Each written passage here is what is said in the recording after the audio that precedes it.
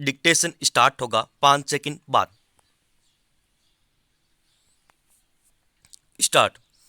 इस महामारी के वक्त में कोरोना संक्रमण के निदान से जुड़े चिकित्सा उपकरणों और जरूरी दवाओं पर वस्तु एवं सेवा कर यानी जीएसटी में कटौती निस्संदेह एक सराहनीय कदम है। शनिवार को जीएसटी परिषद की बैठक में ऑक्सीमीटर, ऑक्सीजन सांद्रक, वेंटिलेटर, कोरोना जांच उपकरण, रेमडेसिविर आदि पर जीएसटी 12% से घटाकर 5% करने का फैसला किया गया।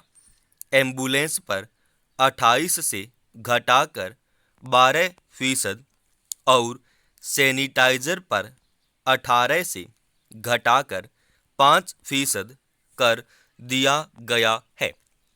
कवक संक्रमण की दवाओं पर कोई जीएसटी नहीं लगेगा। हालांकि यह फैसला कुछ और पहले किया जाता जब देश में हर तरफ इन चीज़ों की मांग बढ़ गई थी और कई चीज़ों की कमी की वजह से लोगों को परेशानियां उठानी पड़ रही थीं। तब शायद ज़्यादा लोगों को राहत मिलती, मगर चूंकि सरकार पहले ही जीएसटी संग्रह में भारी गिरावट की वजह से परेशानियों का सामना कर रही है, इसलिए उसके लिए यह फैसला करना आसान नहीं था। फिलहाल इन वस्तुओं पर करों में कटौती अगले कुछ महीनों के लिए ही की गई है। फिर भी अभी कोरोना संक्रमण की समस्या पर पूरी तरह काबू नहीं पाया जा सका है। कवक संक्रमण के मामले लगातार बढ़ रहे हैं। ऐसे में इस कटौती से लोगों को राहत मिलेगी।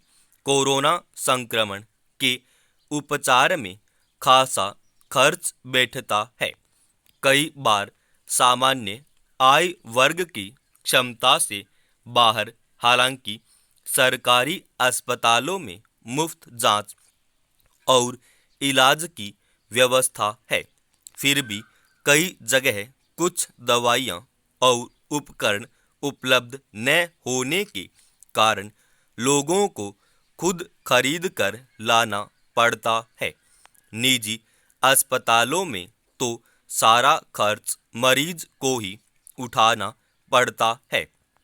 इस तरह कोरोना संबंधी उपकरणों और दवाओं पर कर में कटौती की वजह से लोगों पर खर्च का बोझ कुछ समय कम हो सकेगा।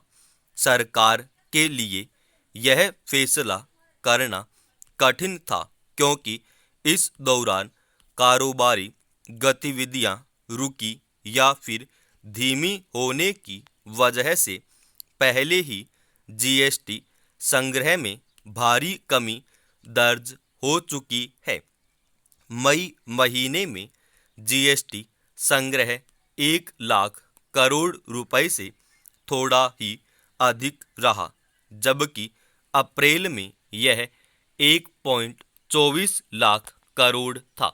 वित्त मंत्रालय ने 5 करोड़ तक के सालाना कारोबार करने वालों के लिए जीएसटी भुगतान में 15 दिन की छूट दे रखी है।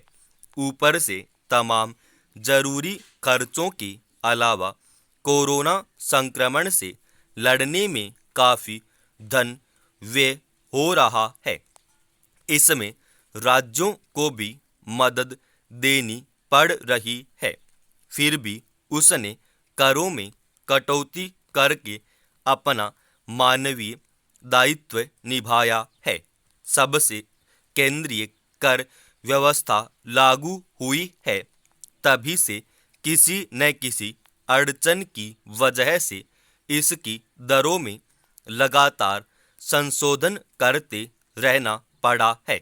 कायदे से 3 सालों के बाद इन करों में स्तर ठहराव आ जाना चाहिए था।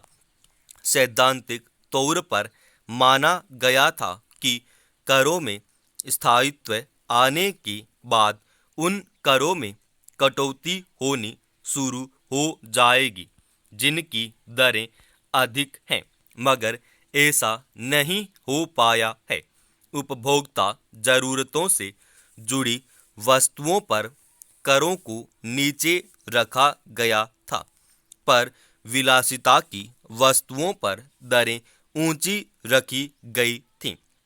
मगर बहुत सारी वस्तुएं ऐसी हैं जो सामान्य उपभोक्ता के उपयोग में भी आती हैं, जैसे एम्बुलेंस सेवाएं। उन पर भी जीएसटी 28% थी, अब वह घटकर 12 हुई है।